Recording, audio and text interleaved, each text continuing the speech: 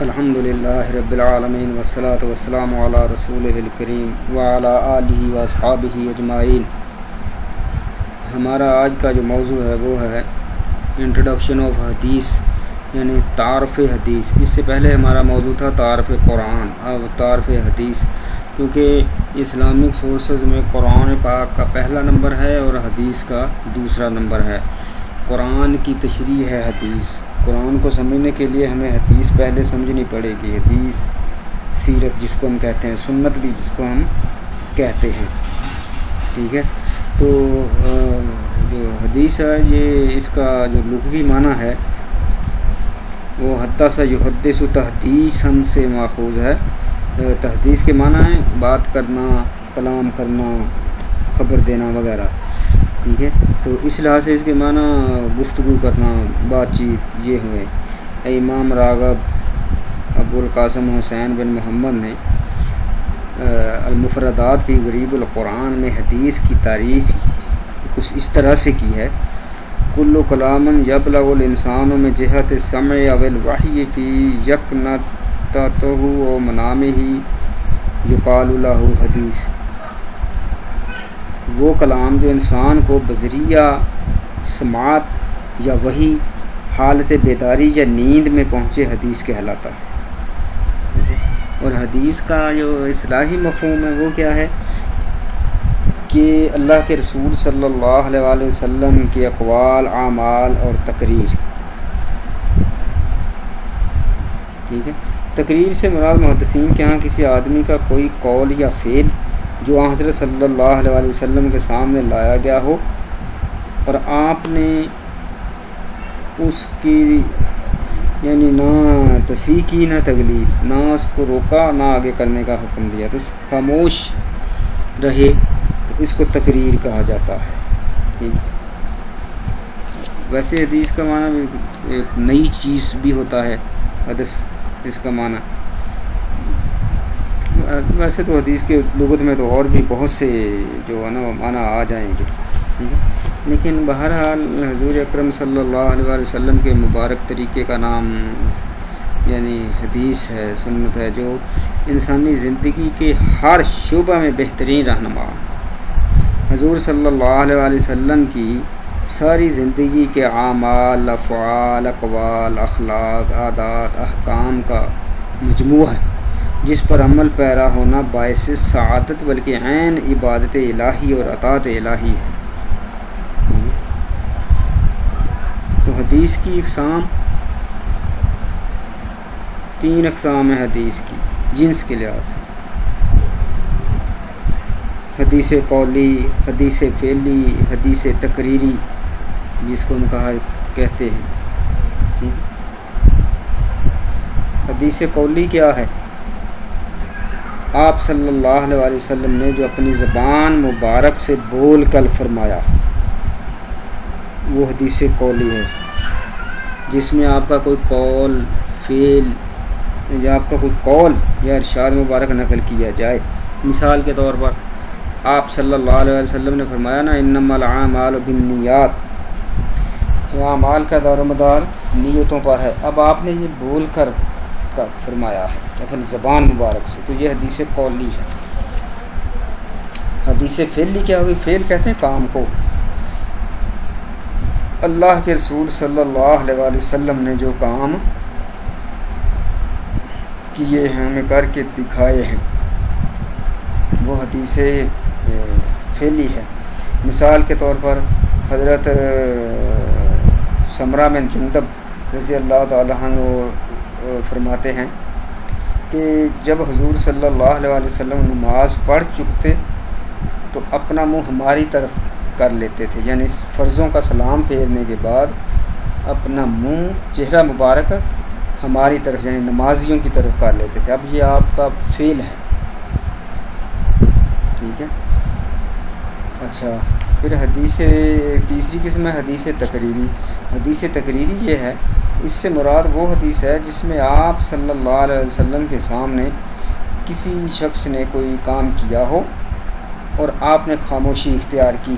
یہ خاموشی اور سکوت آپ کی پسندیدگی اور رضامندی پر دلالت کرتا ہے۔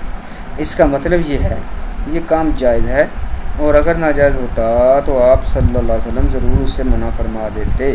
مثلاً حضرت عبداللہ بن عمر رضی اللہ تعالیٰ عنہ کی روایت ہے کہ حضور صلی اللہ علیہ وسلم کے زمانہ میں مرد اور عورت ایک ہی جگہ مل کر وضو کیا کرتے تھے، آپ نے روکا نہیں۔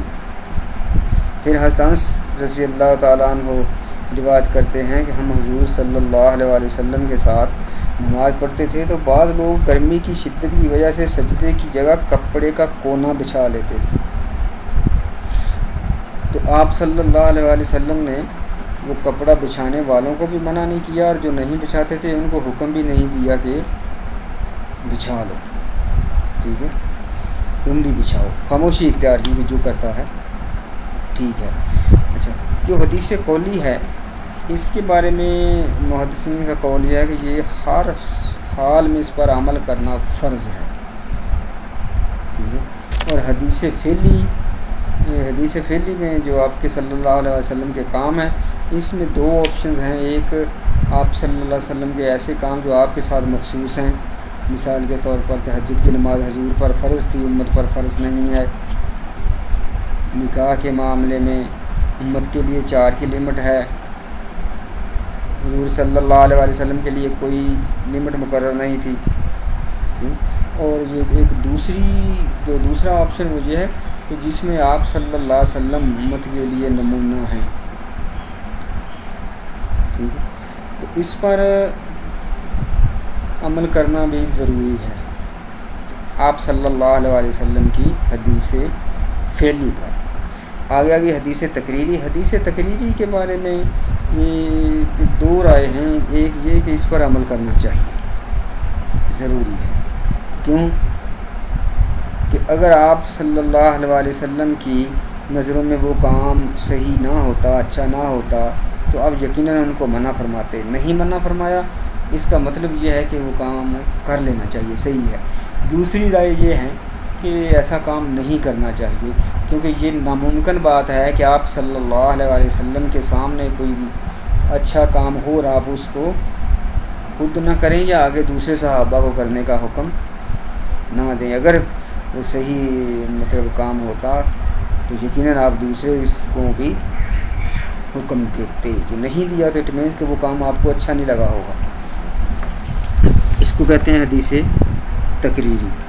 اچھا، پھر جو ہوتا ہے نا کہ حدیث کی جو حیثیت ہے، شرعی حیثیت جس کو کہتے ہیں، مثال کے طور پر یعنی حدیث کی اتھینٹسٹی، حدیث کے جو مقابلے میں لفظ آتا ہے سنت کا، حدیث بات سنت راستہ، یعنی حدیث تھیوری سنت پریکٹیکل، اللہ کے رسول صلی اللہ علیہ وسلم کے، حدیث قول سنت فعل، اس کو کہتے ہیں، ٹھیک ہے۔ اچھا، پھر اس میں بھی آپ صلی اللہ علیہ وسلم کا جو طریقہ ہے، جو آپ نے کر کے دکھایا ہے، وہ بیان کیا گیا ہے۔ قرآن پاک میں بھی سنت کا لفظ کئی مرتبہ آیا ہے، حدیث میں بھی سنت کا لفظ کئی مرتبہ آیا ہے، حدیث کا لفظ بھی قرآن پاک میں بھی آیا ہے۔ جیسے قرآن پاک میں سنت کا لفظ آیا ہے نا، وَلَا تَجِدُ لِسُنَّتِنَا تَحْوِيلًا سُنَّتُ اللَّهِ فِي الَّذِينَ خَلَوْا مِن قَبْلُ فَلَن تَجِدَ لِسُنَّتِ اللَّهِ تَبْدِيلًا سُنَّتَ مَنْ قَدْ أَرْسَلْنَا قَبْلَكَ مِن رُّسُلِنَا قَدْ خَلَتْ مِن قَبْلِكُمْ سُنَنٌ فَسِيرُوا فِي الْأَرْضِ وَإِن يَعُودُوا فَقَدْ مَضَتْ سُنَّتُ الْأَوَّلِينَ فَهَلْ يَنظُرُونَ إِلَّا سُنَّتَ الْأَوَّلِينَ، یہ سنت کے لفظ قرآن پاک میں جو آئے ہیں، پھر حدیث نبوی میں بھی آئے ہیں، فَمَنْ رَغِبَ عَنْ سُنَّتِي فَلَيْسَ مِنِّي، ٹھیک ہے۔ تو اس طرح سے مطلب یہ اس کے لفظ ہے سنت کے، حدیث کے بھی لفظ آئے ہیں، میں نے ابھی تفصیل ہوگا نا، وَمَنْ أَصْدَقُ مِنَ اللَّهِ حَدِيثًا، بات کرنے میں اللہ سے زیادہ سچا کون ہے؟ قرآن پاک کی آیت ہے، فَاتُوا بِحَدِيثٍ مِثْلِهِ، اس طرح کی کوئی دوسری بات بنا کر لاؤ، قرآن پاک کی آیت ہے، ٹھیک ہے۔ تو یہ حدیث کے لفظ بھی قرآن پاک میں ہے اور سنت کا لفظ بھی قرآن پاک میں دونوں میں آیا ہے، ٹھیک ہے۔ اچھا، یہ قرآن پاک کو وحی مطلوب کہتے ہیں، یعنی تلاوت کی گئی وحی۔ حضرت جبریل علیہ السلام وحی لے کر آتے تھے تو اللہ کے رسول صلی اللہ علیہ وسلم کے سامنے تلاوت کرتے تھے، جس کو سن کر آپ یاد کر لیتے تھے۔ یہ وحی مطلوب ہے، تلاوت کی گئی، اس کو وحی جلی بھی کہتے ہیں۔ اور وحی غیر مطلوب یہ حدیث ہے جو تلاوت نہیں کی گئی، اور اس کو وحی خفی بھی کہا جاتا ہے، ٹھیک ہے۔ اچھا، پھر یہ جو ہے اللہ کے رسول صلی اللہ علیہ وسلم کی وحی کی یہ حدیث کی جو ہے اتھینٹسٹی، اس کا مقام کیا ہے، تو سب سے پہلے جتنے بھی انبیاء دنیا میں آتے ہیں سارے کے سارے واجب الاطاعت ہوتے ہیں، ان کی فرما برداری اطاعت فرض ہوتی، نافرمانی کرنے والا گناہ گار، اللہ کا نافرمان، اور آخر میں سزا کا مستحق۔ لقد کان لکم فی رسول اللہ اسوۃ حسنہ، سورہ احزاب آیت نمبر 21، کہ رسول اللہ کی زندگی تمہارے لیے نمونہ ہے۔ نبی کی اطاعت کا قرآن نے حکم دیا۔ نبی کی اطاعت یعنی حدیث ہے نا، مانیں گے نبی کی اطاعت ہوگی، سنت پر عمل کریں گے نبی کی اطاعت ہوگی۔ تو اللہ تعالیٰ نے قرآن پاک میں کیا فرمایا ہے؟ وما آتاکم الرسول فخذوہ وما نہاکم عنہ فانتہوا، جو چیز تمہیں رسول دے اس کو لے لو، اور جس چیز سے تمہیں منع کرے اس سے رک جاؤ۔ یہ سورہ حشر کی آیت ہے۔ اللہ کا حکم ہے کہ نبی کی اطاعت کرنی ہے، جو تمہیں حکم دے کرو، جس سے روکے اسے رک جاؤ۔ من یطع الرسول فقد اطاع اللہ، جس نے رسول کی اطاعت کی اس نے اصل میں اللہ کی اطاعت کی، کیونکہ رسول کی اطاعت کا کرنے کا حکم دیا ہے اللہ نے۔ ومن یطع اللہ ورسولہ فقد فاز فوزا عظیما، جس نے اللہ اور اس کے رسول کی اطاعت کی تو وہ بہت بڑی کامیابی حاصل کرے گا، پائے گا۔ اطیعوا اللہ و اطیعوا الرسول، اللہ کی اطاعت کرو اور اللہ کے رسول کی اطاعت کرو، ٹھیک ہے۔ تو آپ صلی اللہ علیہ وآلہ وسلم نے اپنے فرامین مبارکہ میں بھی دیا ہے، کرنے کا حکم دیا۔ مثال کے طور پر چونکہ حدیث کے بغیر قرآن پاک کو سمجھنا مشکل ہی نہیں، ناممکن بھی ہے، تو قرآن پاک کے جو احکام ہیں یہ محکم ہیں، اس کی تشریح جو ہے وہ حدیث سے ملے گی۔ خود آپ صلی اللہ علیہ وسلم جب کوئی آیت نازل ہوتی تو اس کے بارے میں فرما دیتے تھے کہ اس آیت میں یہ حکم ہے، اس پر ایسے عمل کرنا ہے۔ نماز کے متعلق آپ صلی اللہ علیہ وسلم کا فرمان ہے نا، صلو کما رأیتمونی اصلی، نماز کا اللہ نے حکم دیا، کیسے پڑھنی، کب پڑھنی، کہاں پڑھنی، کن رکھتے پڑھنی، یہ نہیں بتایا، یہ ہمیں حدیث بتائے گی۔ حج کرنے کا حکم دیا اللہ نے، کہاں جانا، کیسے جانا، کہ وہاں جا کر کیا کیا کچھ کرنا ہے، یہ اللہ کے رسول نے ہمیں بتایا ہے۔ زکوٰۃ دینے کا اللہ نے حکم دے دیا، کس کو دینی، کتنی دینی، کس شرح سے دینی ہے، کہ نصاب کیا ہونا چاہیے، کب دینی ہے، یہ اللہ کے رسول صلی اللہ علیہ وسلم نے ہمیں بتایا ہے۔ روزہ رکھنے کا حکم دیا ہے، کب رکھنا، کتنا رکھنا، کیسے رکھنا ہے، اس کے تقاضے کیا ہیں، یہ اللہ کے رسول صلی اللہ علیہ وسلم نے ہمیں بتایا ہے۔ تو حدیث قرآن پاک کی شرح ہے، اس لیے قرآن پاک کو سمجھنے کے لیے حدیث کا مطالعہ ضروری ہے۔ حدیث کے بغیر آپ قرآن پاک کو بالکل نہیں سمجھ سکتے کسی بھی صورت میں۔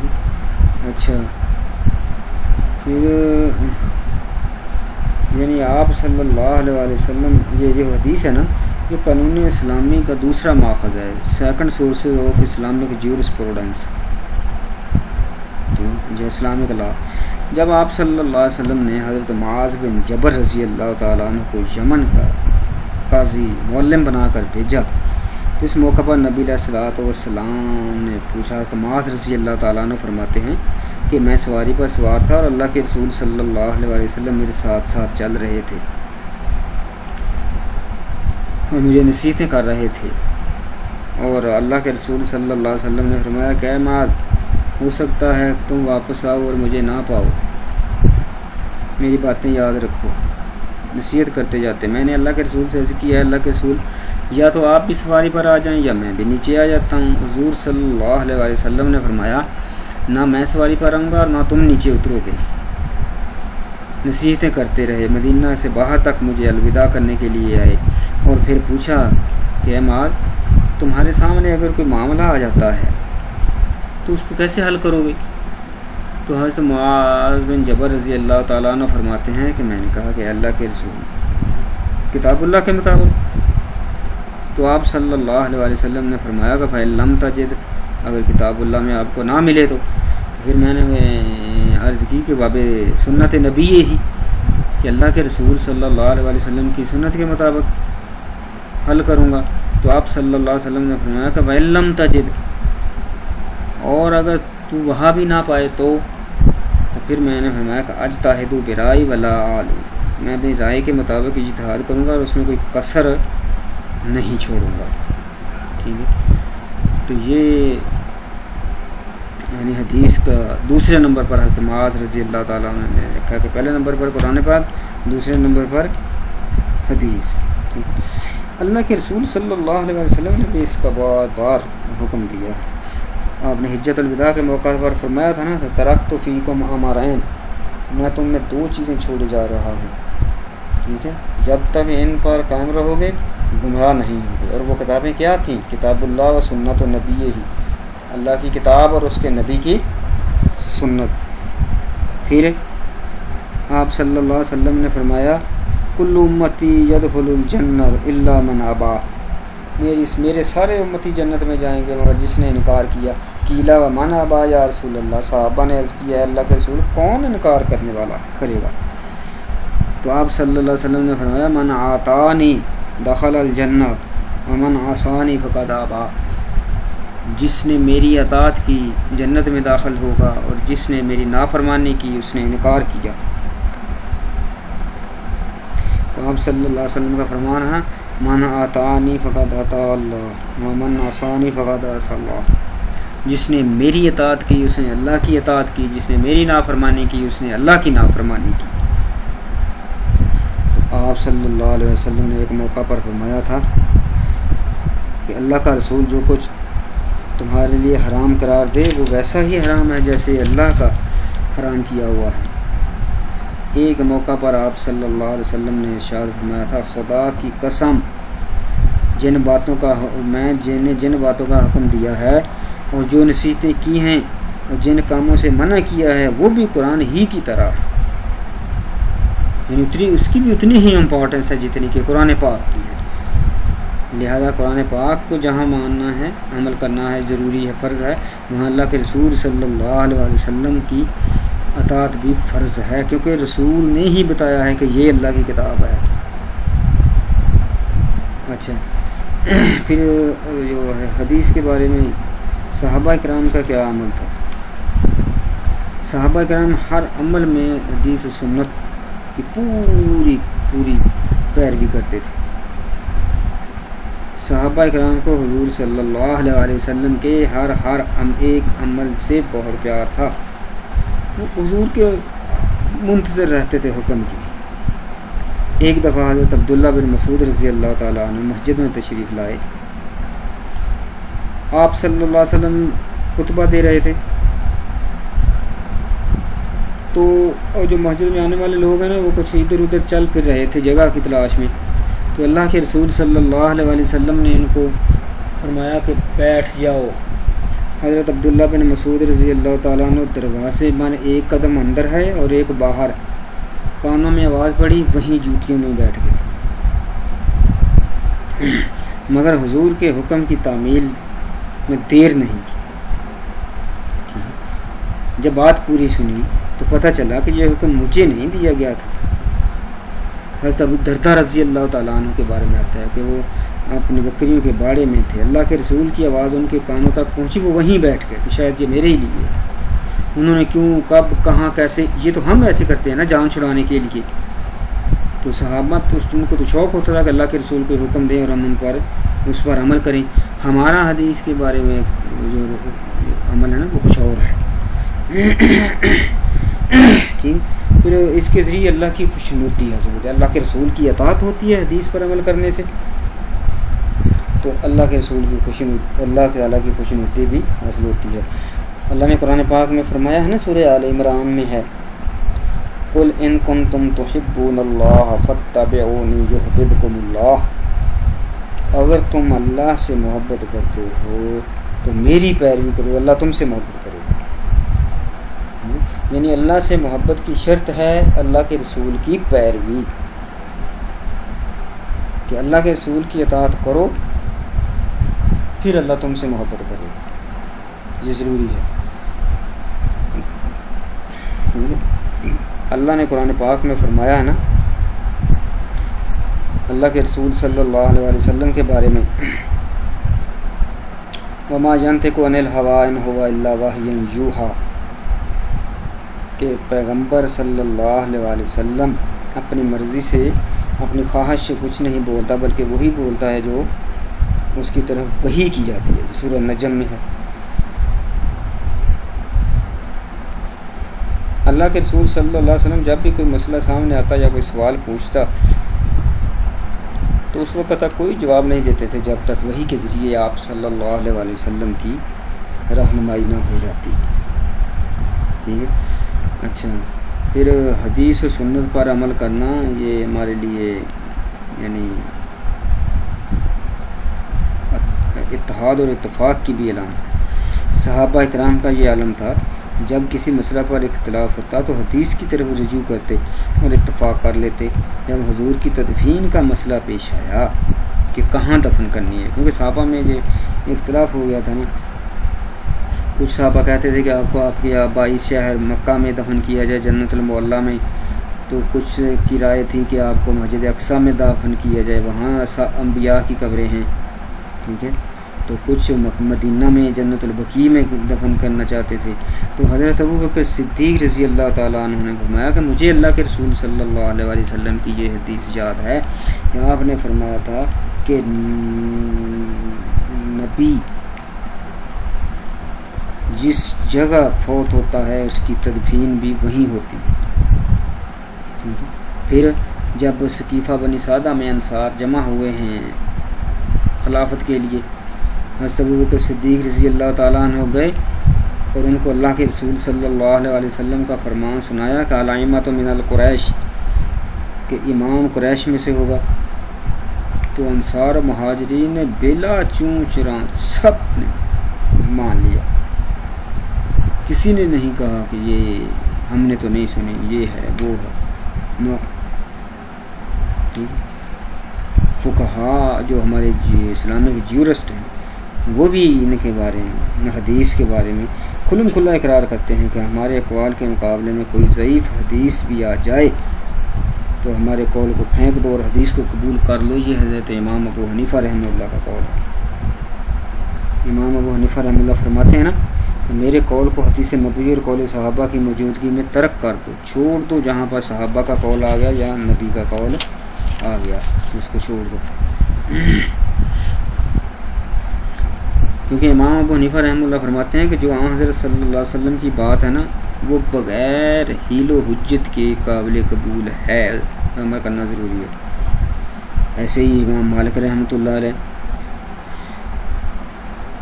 امام مالک کیا فرماتے ہیں, میں ایک انسان ہی ہوں, غلط اور صحیح دونوں قسم کے فتویٰ دے سکتا ہوں, میری رائے میں غور کرو, اگر کتاب و سنت کے مطابق ہو تو قبول کرو ورنہ رد کر دو. یعنی وہ کہتے ہیں کہ انسان ہے نا, غلطی ہو سکتی ہے,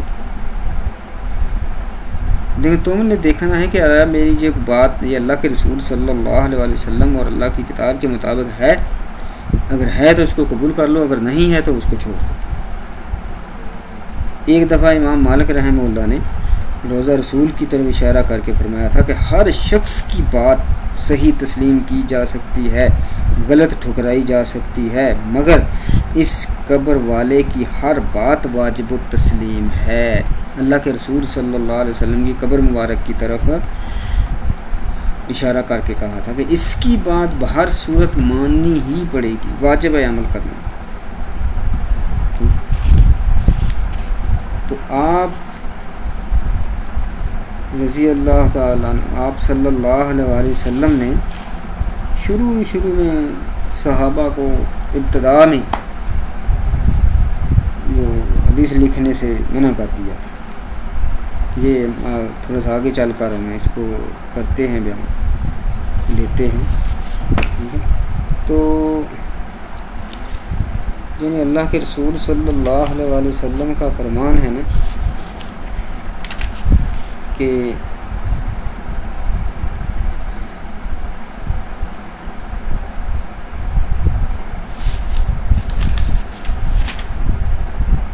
مجھے قرآن پاک کے ساتھ کچھ اور بھی دیا گیا ہے، اور وہ کچھ اور کیا ہے؟ وہ حدیث ہے۔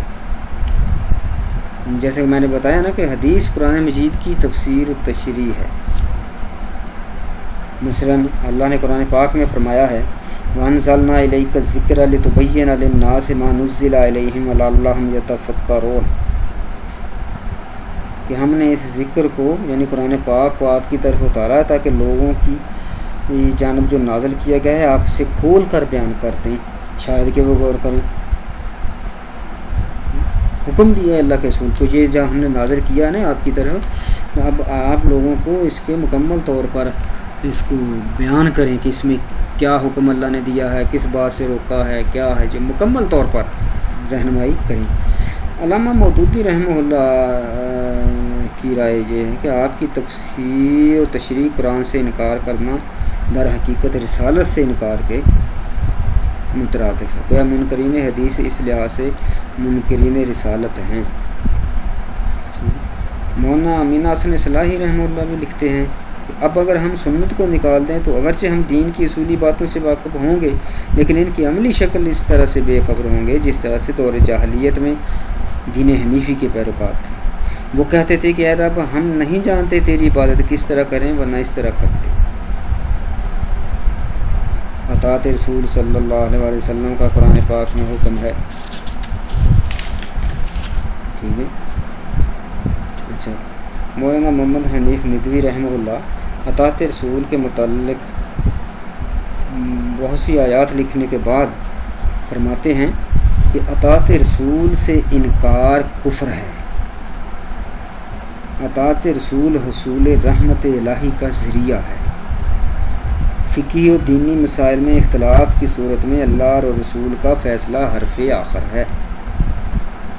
ایمان باللہ اور رسول کے تقاضے اطاعت رسول سے ہی پورے ہو سکتے ہیں، ٹھیک ہے۔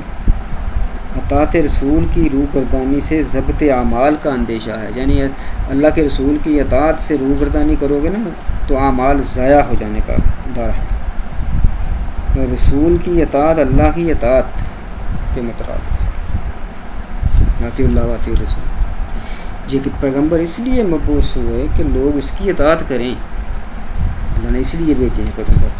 حصول محبت الہی کے لیے اطاعت و اتباع رسول لازم ہے، اللہ کی محبت حاصل کرنے کے لیے۔ پیچھے آیا نا ان کنتم تحبون اللہ فاتبعونی یحببکم اللہ، اگر تم اللہ سے محبت کرتے ہو تو میری اتباع کرو، پھر اللہ بھی تم سے محبت کرے گا، ٹھیک ہے۔ اگر ہم چاہتے ہیں کہ اللہ ہم سے محبت کرے تو نبی کی اطاعت کرنا پڑے گی، ورنہ نہیں ہو۔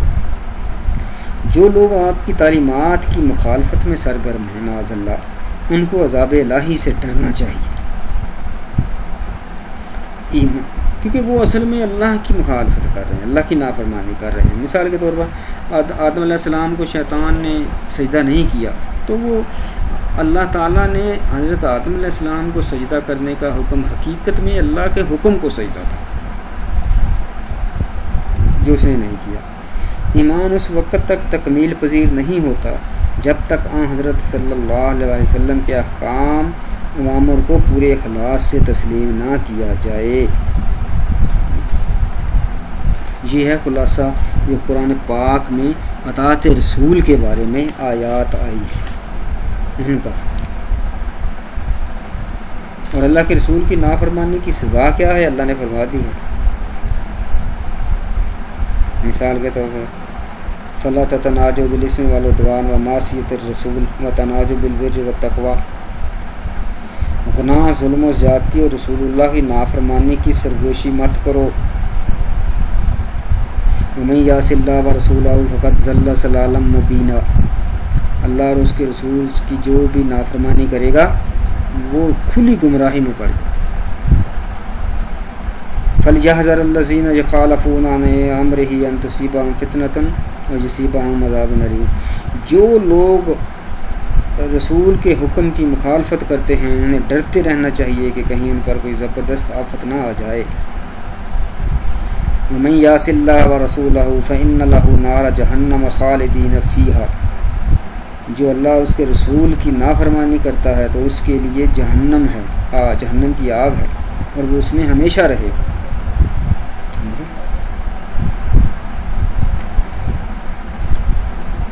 اس لیے جو حدیث بھی آئی ہے، ٹھیک ہے، تو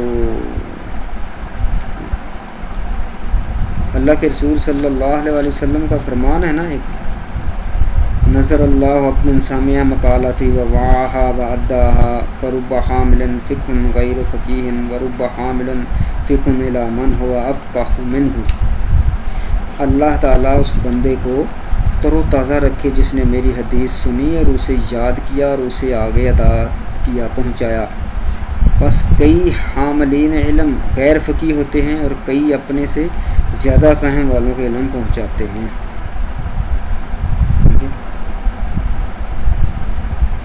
تو یہ حدیث، یعنی آپ کہہ سکتے ہیں کہ حدیث امت کے وحدت کا ایک ذریعہ ہے۔ آپ صلی اللہ علیہ وسلم کے فرامین حدیث سنت کی حجیت پر امت کا اجماع ہے۔ قرآن و سنت کی تعلیمات اس موقف پر شاہد ہیں۔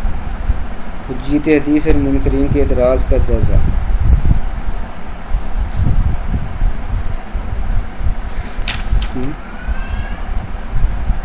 تو مطلب یہ جو حدیثیں ہیں نا، اس سے ہم کسی صورت بھی صرف نظر نہیں کر سکتے، ناممکن بات، کہیں بھی ہم جا نہیں سکتے، ایسا ممکن نہیں ہے کہ ہم کہیں کہ معاذ اللہ احکام الہی پر عمل کرنے کے لیے حدیث کی ضرورت نہیں ہے۔ نو نو نو، اللہ کے رسول صلی اللہ علیہ وسلم نے ہی تو ہمیں اب بتائے ہیں کہ اللہ کے احکامات کیا ہیں، قرآن پاک میں اللہ نے کیا حکم دیا ہے، اس کو کس طرح کرنا ہے، کیسے کرنا ہے، کب کرنا ہے۔ تو اس لیے یہ جو حدیث کی مطلب جیسے نا وہ 3 قسمیں بنائی تھیں جنس کے لحاظ سے، اس کے علاوہ بھی حدیث کی بہت سی قسمیں ہیں۔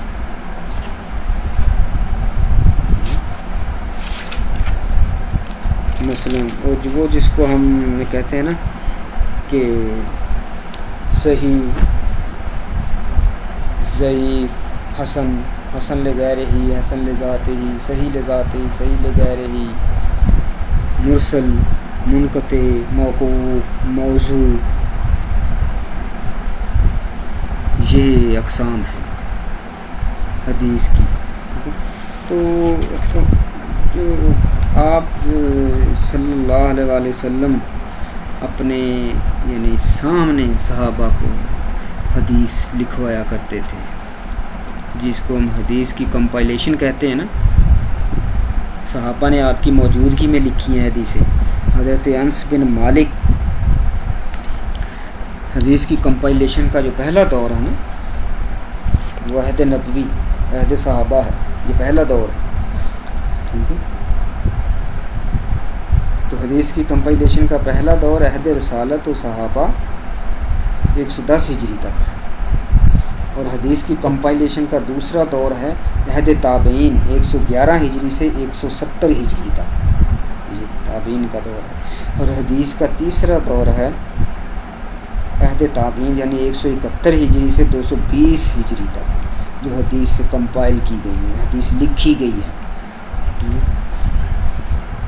حضرت عبداللہ بن عمر بن العاص رضی اللہ تعالیٰ عنہما فرماتے ہیں کہ میں اللہ کے رسول صلی اللہ علیہ وسلم سے جو بھی بات سنتا تو اس کو لکھ لیتا تھا. اور کچھ صحابہ نے مطلب اعتراض کیا کہ آپ جو کچھ بھی اللہ کے رسول سے سنتے ہیں لکھ لیتے ہیں. اللہ کے رسول صلی اللہ علیہ وسلم کبھی کسی حالت میں ہوتے ہیں, کبھی کسی غصے کی حالت میں ہوتے ہیں, کبھی کوئی مطلب ہوتا ہے, تو یوں ہر بات لکھنی مناسب معلوم نہیں ہوتی. تو حضرت عبداللہ بن عمر بن العاص رضی اللہ تعالیٰ عنہ فرماتے ہیں کہ میں اللہ کے رسول صلی اللہ علیہ وسلم کے پاس گیا اور میں نے عرض کی کہ اے اللہ کے رسول, میں آپ سے جو کچھ سنتا ہوں لکھ لیتا ہوں, لیکن کچھ ساتھیوں نے یہ مطلب تحفظات کا اظہار کیا ہے کہ آپ کبھی غصہ کی حالت میں ہوتے ہیں, کبھی خوشی کی حالت میں ہوتے ہیں, کبھی کسی حالت میں ہوتے ہیں, تو جو ہر بات لکھنا مناسب معلوم نہیں ہوتا. تو حضور صلی اللہ علیہ وسلم نے فرمایا کہ اے عبداللہ, اپنی زبان مبارک کو پکڑ کر فرمایا کہ اے عبداللہ, اللہ کی قسم اس زبان سے سوائے حق کے کچھ نہیں نکلتا, لہذا جو سنو لکھ لیا. حضرت انس بن مالک رضی اللہ تعالیٰ عنہ فرماتے ہیں کہ میں گھر میں بھی اللہ کے رسول کے پاس رہتا تھا, باہر بھی اللہ کے رسول کے ساتھ رہتا تھا, تو میں جو کچھ آپ سنتا وہ لکھ لیتا تھا, اور شام کو جب اللہ کے رسول صلی اللہ علیہ وسلم گھر ہوتے تو میں وہ سارے دن کی باتیں لکھی ہوئی چیک کروا لیتا تھا. تو جس چیز کو اللہ کے رسول ویریفائی کرتے وہ میں باقی رکھ لیتا اور باقی کو ختم کر دیتا تھا, لکھی ہوئی موجود تھی. اور حضرت انس بن مالک رضی اللہ تعالیٰ نے وہی اپنی لکھی ہوئی حدیثیں اپنے شاگرد حضرت امام زہری کو پڑھائی ہیں, اور انہوں نے وہ حضرت اپنے شاگرد امام حضرت مالک بن انس رضی اللہ تعالیٰ عنہ کو, اور وہ ساری کی ساری لکھی ہوئی حدیث موطا امام مالک میں موجود ہیں. ٹھیک ہے. اچھا, پھر حضرت علی رضی اللہ تعالیٰ عنہ کے پاس حدیثیں لکھی ہوئی تھیں. حضرت علی رضی اللہ تعالیٰ عنہ فرماتے ہیں کہ ہم نے رسول اللہ سے اس صحیفے اور قرآن کے سوا کچھ نہیں لکھا, انہیں حدیثیں لکھی ہیں اور قرآن لکھا ہے بس. تحریری احکامات آپ کے تھے, معاہدے کتنے ہیں, صلح حدیبیہ کا معاہدہ, فرمائے جو آپ نے خطوط لکھے آپ قبائل کو, وہ فتح مکہ کے موقع پر آپ خطبہ دے رہے تھے نا, تو یمن سے ایک آیا, تو اس نے کہا کہ اللہ کے رسول یہ مجھے لکھوا دیجیے. ٹھیک ہے. تو آپ نے حضرت معاویہ رضی اللہ تعالیٰ عنہ کو حکم دیا تھا, یا معاویہ اکتب لی ابی شاہ, ابو شاہ کو یہ ساری باتیں لکھ دو, یعنی خطبہ حجۃ الوداع کی ساری باتیں لکھ دو. حضرت معاذ بن جبل رضی اللہ تعالیٰ عنہ کو آپ نے ایک تحریر لکھ کر یمن بھیجی تھی جس میں سبزیوں, ترکاریوں اور زکوٰۃ نہ لینے کا حکم تھا. حدیث کی کتب میں تقریباً 22 صحابہ کرام کا ذکر ہے جنہوں نے حدیث کا ذخیرہ جمع کیا ہے, اور اللہ کے رسول صلی اللہ علیہ وسلم کی موجودگی میں. ایک صحابی آئے, انہوں نے اللہ کے رسول صلی اللہ علیہ وسلم سے عرض کی کہ اے اللہ کے رسول, میں جو باتیں آپ سے سنتا ہوں نا مجھے بھول جاتی ہیں. تو آپ صلی اللہ علیہ وسلم نے فرمایا کہ استعن بیمینک, کہ اپنے دائیں ہاتھ سے مدد لے لیا کرو, یعنی لکھ لیا کرو. بے شمار صحابہ کرام, حضرت علی رضی اللہ تعالیٰ عنہ نے حدیث کا مجموعہ لکھا ہوا تھا, لکھی ہوئی حدیثیں تھیں, ان کی تلوار کی نیام میں رہتی تھی. حضرت عبداللہ بن عباس کی جمع کردہ حدیث ان کے خاندان والوں کے پاس تھی. حضرت ابوبکر صدیق کے پاس ایک مجموعہ جس میں 500 حدیثیں تھیں. حضرت ابو مساشری نے حضرت عمر کے خطوط جمع کیے. حضرت عبداللہ بن عباس نے ایک مجموعہ حدیث مرتب کیا. ٹھیک ہے. ان کے حضرت عبداللہ بن عباس کا صحیفہ جس سے ان کے شاگرد حمام بن منبع نے روایت کیا, یہ صحیفہ مسند احمد بن حنبل میں موجود ہے. یہ حدیثیں لکھی, یعنی جو لوگ یہ کہتے ہیں نا کہ حدیث تو 200 سال بعد لکھی گئی اللہ کے رسول کے, 200 غلط جھوٹ بکواس کرتے ہیں. یہ مسلمانوں کو حدیث سے کنفیوز کرتے ہیں. معاذ اللہ حدیث سے جو ہے نا ایمان کمزور کرنا چاہتے ہیں, حدیث کو اللہ معاف کرے مشکوک کرنا چاہتے ہیں. مسلمان حدیث کے اپنے پیغمبر کی اطاعت نہ کر لیں, اس پر عمل کر کے. تو ایسا کوئی نہیں ہے. حدیث پہلے دن سے ہی لکھی گئی, اور کتنے 22 صحابہ کا ذکر ہے. جن کے بعد حدیثیں لکھی ہوئی تھیں، ان میں سے کئی ہیں جن کا نام میں نے آپ کو بتایا بھی. یہ پہلا دور تھا حدیث کی کمپائلیشن کا یہاں تک. دوسرا دور تابعین کا ہے 111 ہجری سے 170 ہجری تک. اس دور میں علم حدیث باقاعدہ ایک حدیث کی حیثیت سے یعنی اس کو لکھا جانے لگا، اور اس موضوع پر مختلف کتابیں لکھی جانے لگیں. سرکاری سطح پر بھی جو بنو امیہ کے خلیفہ تھے نا حضرت عمر بن عبدالعزیز رحمہ اللہ، ان کو یہ اعزاز حاصل ہے کہ انہوں نے اپنے ماتحت حکام کو احادیث نبوی کے بکھرے ہوئے ذخیرے کو یکجا کرنے کی طرف توجہ دلائی.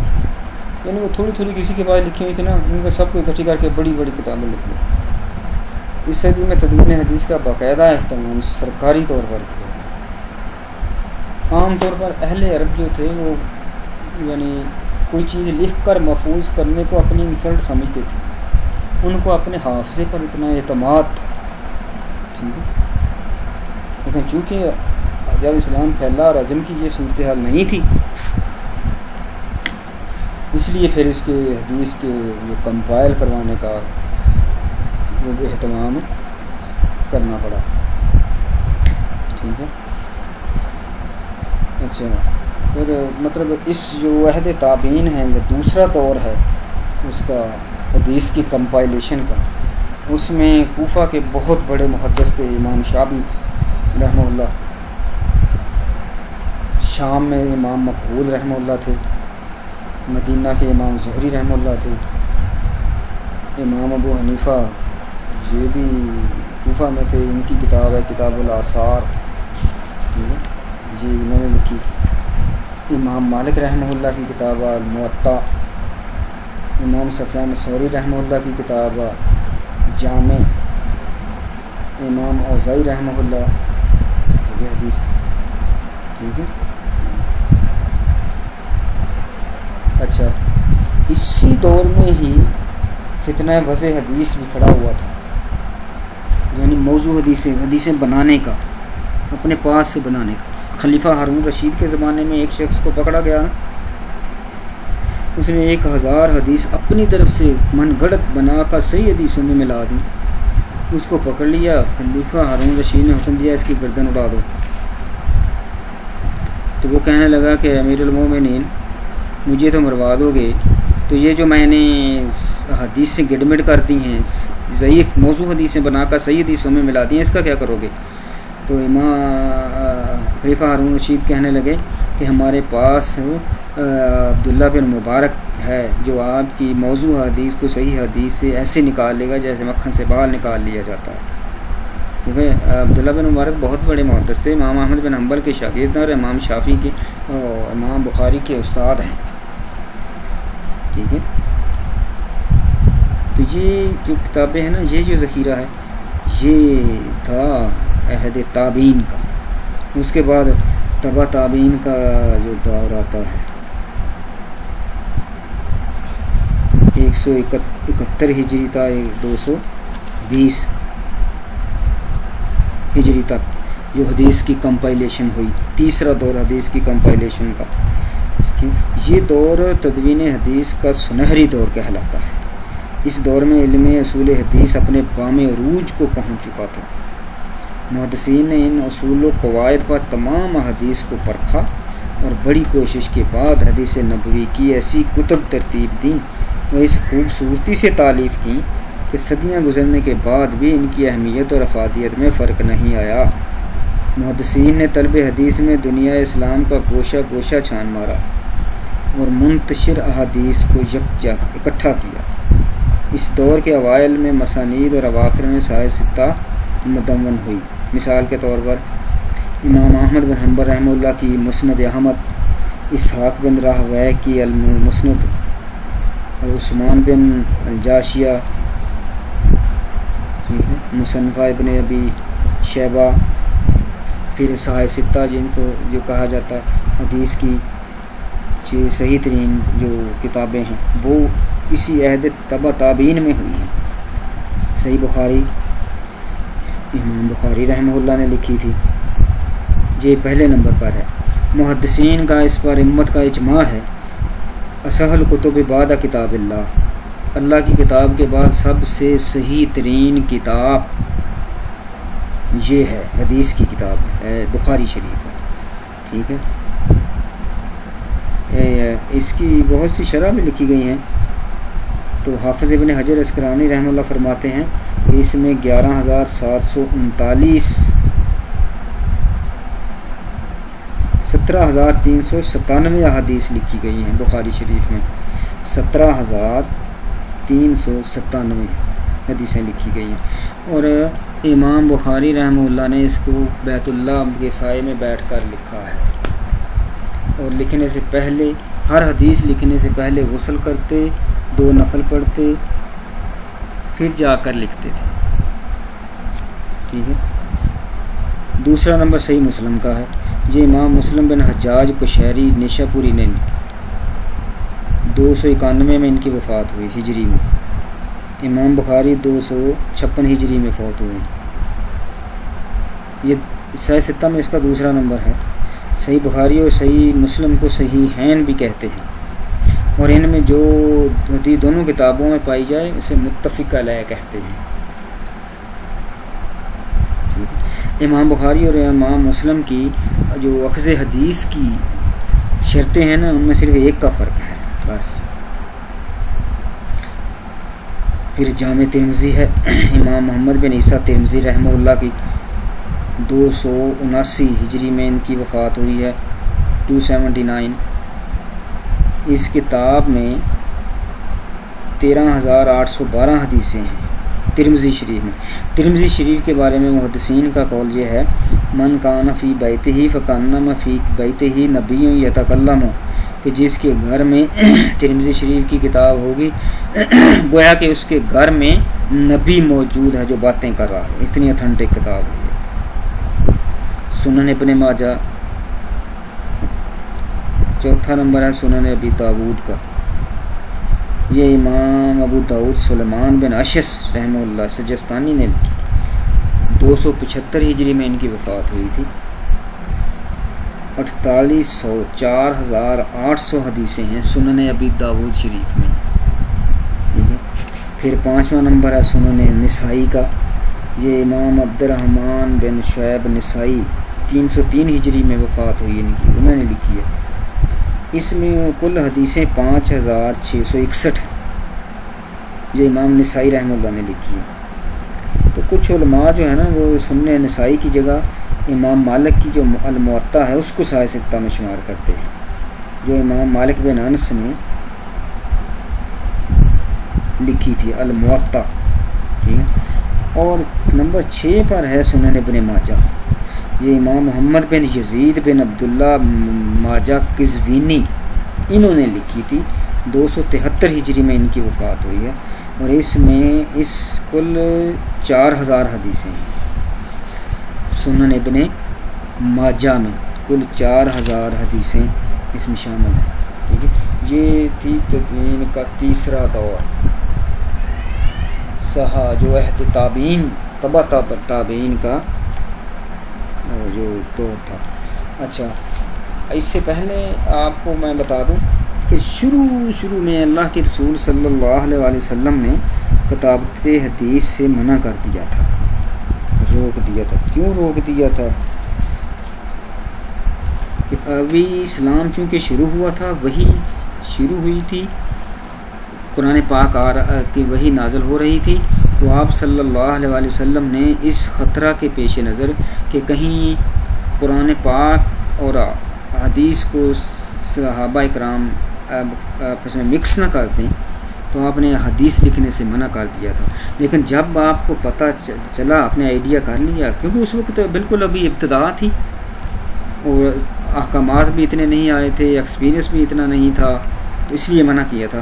لیکن جب آپ کو پتہ چلا کہ صحابہ میں اتنی سمجھ آ گئی ہے کہ اب وہ قرآن اور حدیث میں فرق کرنا انہوں نے شروع کر دیا ہے، تو پھر آپ صلی اللہ علیہ وسلم نے اس کو لکھنے کی اجازت دے دی، حدیث لکھنے کی اجازت دے دی تھی۔ صرف اجازت ہی نہیں دی تھی بلکہ اپنے سامنے اور اپنی نگرانی میں حدیثیں لکھوایا کرتے تھے۔ اس کا ذکر ہم پیچھے کر آئے ہیں، ٹھیک ہے۔ تو پھر اس لیے حضرت جو نا مطلب بہت سی حدیثیں ہیں جو اس بارے میں ہیں کہ جو منکرین حدیث ان کو پیش کرتے ہیں کہ انہوں نے اللہ کے رسول نے لکھنے سے منع کر دیا تھا، ٹھیک ہے، تو پھر کیوں لکھی گئی؟ تو جہاں لکھنے سے منع کر دیا تھا تو وہاں اللہ کے رسول صلی اللہ علیہ وسلم نے لکھنے کا حکم بھی تو دیا تھا نا، اور اپنی نگرانی میں لکھوایا تھا خود، ٹھیک ہے۔ تو یہ جو نا حدیث کا یہ ہے، اس کے دو حدیث کی تو آپ یاد رکھیں کہ دو مین پوائنٹ ہیں حدیث کے ہوتے ہیں، ایک ہوتا ہے سند، ایک ہوتا ہے متن۔ سند کیا ہوتا ہے؟ چین آف نیریٹر،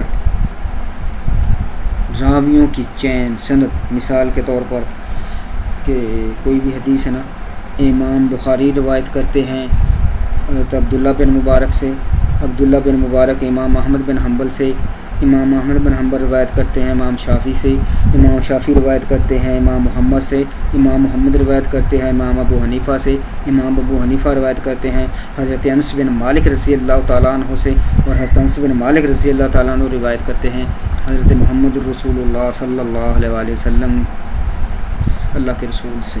تو یہ چین ہے راویوں کی، اس کو سند کہتے ہیں، ٹھیک ہے۔ اور ایک ہوتا ہے متن۔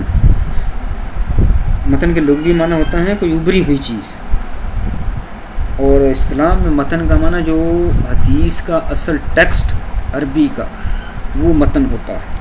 یہ دو چیزیں ہوتی ہیں حدیث میں، ٹھیک ہے، متن اصل ٹیکسٹ اور حدیث، ٹھیک ہے۔ تو یہ حدیث میں ہم نے آپ کو بتا دیں کہ حدیث کی وہ ایک ہے حدیث قدسی ہوتی ہے اور ایک حدیث نبوی ہوتی ہے۔ حدیث جو قدسی اس میں یعنی حکم اللہ کی طرف سے ہوتا ہے، الفاظ اللہ کے رسول کی طرف سے کہ اپنے ہوتے ہیں، اس کو کہا جاتا ہے حدیث قدسی۔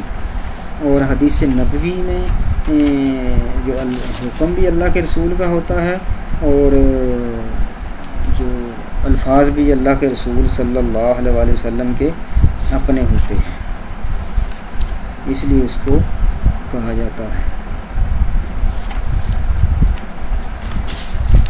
اچھا، پھر جو حدیث کی اور بھی بہت سی جو قسمیں ہیں نا، مثال کے طور پر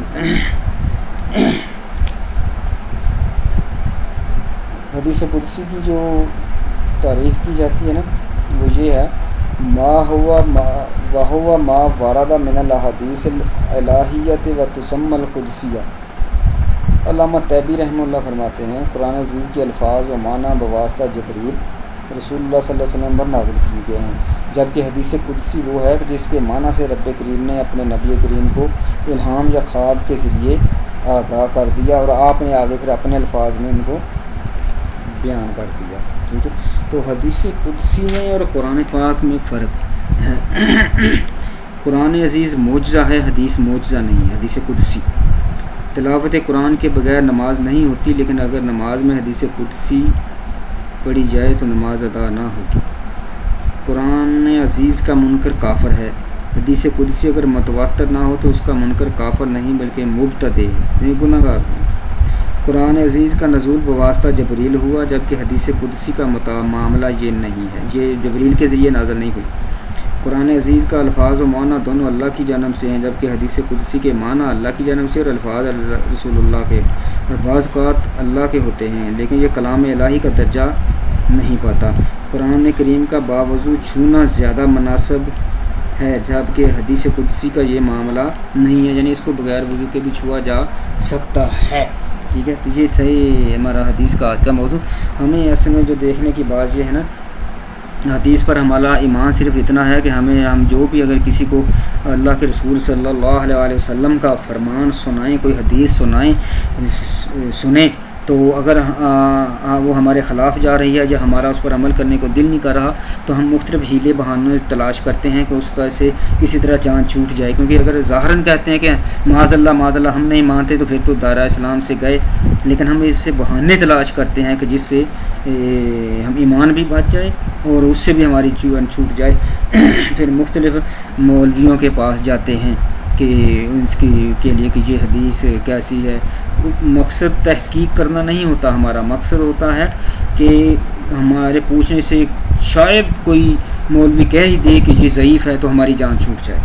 ٹھیک ہے، تو ہم نے یہ حدیث کو اس لیے ہم کوئی اہمیت نہیں دے رہے کہ ہمارے چاہتے ہیں کوئی بھی سامنے آ جائے تو ہماری کوشش یہ ہوتی ہے کہ کوئی مولوی اس کو کہہ دے کہ یہ حدیث ضعیف ہے اور ہماری جان اس سے چھوٹ جائے، ہمیں وہ کام نہ کرنا پڑے، وہ عمل نہ کرنا پڑے، جس کی ذات میں ہم آ رہے ہیں اس سے ہم بچ جائیں.